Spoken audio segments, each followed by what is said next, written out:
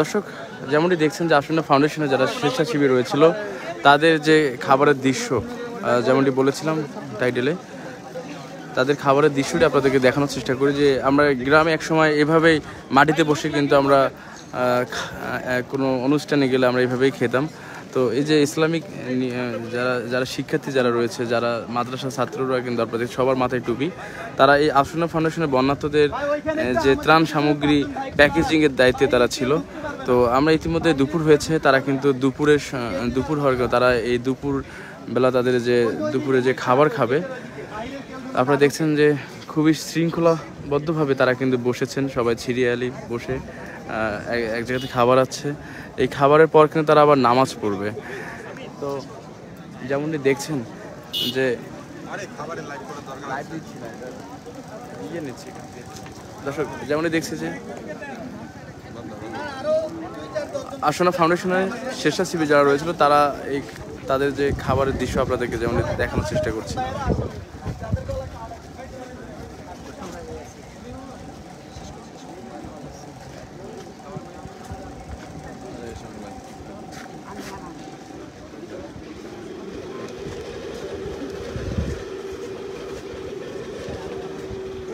দর্শক আপনারা জানেন যে আসন্ন ফাউন্ডেশনে একটি ইসলামিক একটি ফাউন্ডেশন, যেখানে ধার্মিক যতটুকু আপনারা মনে করতে পারেন যে এখানে শুধু ইসলাম ধর্ম যারা রয়েছে তারা এখানে কাজ করছেন, আসলে তা না।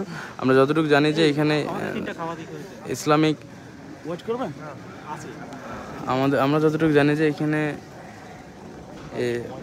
মুসলিম ধর্ম ছাড়াও কিন্তু হিন্দু ধর্ম অবলম্বী অন্যান্য ইয়ারা আছে। আমরা জানা ভাই একটু যদি বলেন যে আমরা আপনাদের মাইকে শুনেছিলাম যে এখানে অন্য ধর্মের স্বেচ্ছাসেবীরাও রয়েছে, কোন ধর্মের এবং কতজনের মতো কাজ করছেন এই আসন্ন ফাউন্ডেশনে?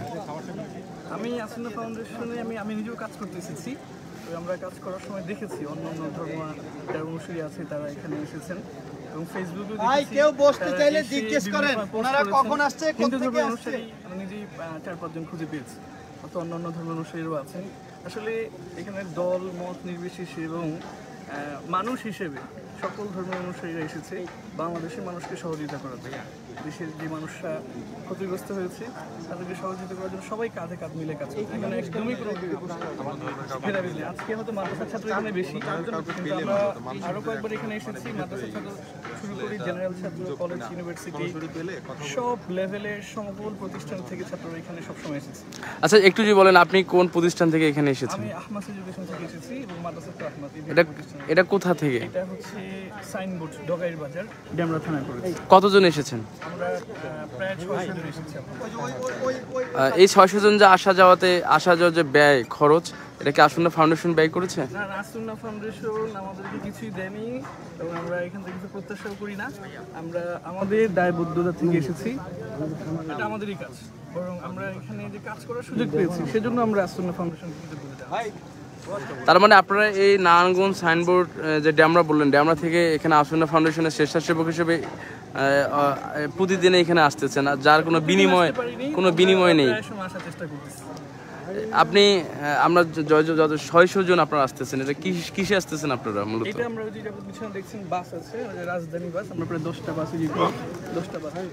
এই রাজধানী বাসের ব্যয় খরচ কে বহন করছেন? সবগুলো আমরা আমাদের ব্যক্তিগতভাবেই প্রতিষ্ঠান থেকে খরচ করছি। ধন্যবাদ আপনাকে।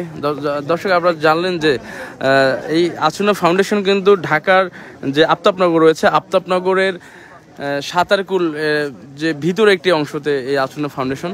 তো আমরা যতটুকু জানি যে, আচ্ছা ভাই একটু যদি বলেন যে এখানে কতজন স্বেচ্ছাসেবক রয়েছে? আমরা এখানে তো বেশ কয়েকদিন যাবত আসতেছি, প্রতিদিনই আমাদের ধারণা মতে মানে 1,500 থেকে 2,000 ছাত্র এখানে কাজ করতেছে। আচ্ছা, ওনারাও তো ঢাকার নানারকম জেলা থেকে বাহির থেকে আসতেছে? আমি এরকম অনেকেই পেয়েছি যারা ঢাকার বাহির থেকে এসেছে। ধন্যবাদ আপনাকে।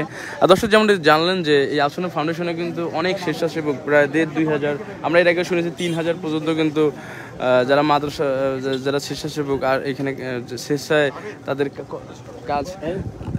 আমরা এখান থেকে ক্লোজ করে নিলে ওখানে যে সময় পাবো না, টেস্টের সময় পাবো না। ওকে দর্শক যেমনটি শুনছিলেন যে স্বেচ্ছাসেবকদেরকে নিয়েই বলছিলাম তো এই হচ্ছে আসুন্না ফাউন্ডেশনের যে এই আপনারা দেখছেন যে ত্রাণের পাহাড় কিন্তু এখানে রয়েছে। তো এই স্বেচ্ছাসেবকরা কিন্তু এগুলো বস্তা প্যাকেজ করছেন। তো ধন্যবাদ। অবশ্যই লাইভটি শেয়ার করবেন, কমেন্ট করে আপনাদের মতামত জানাবেন। সরি এই চলেন প্যাকেট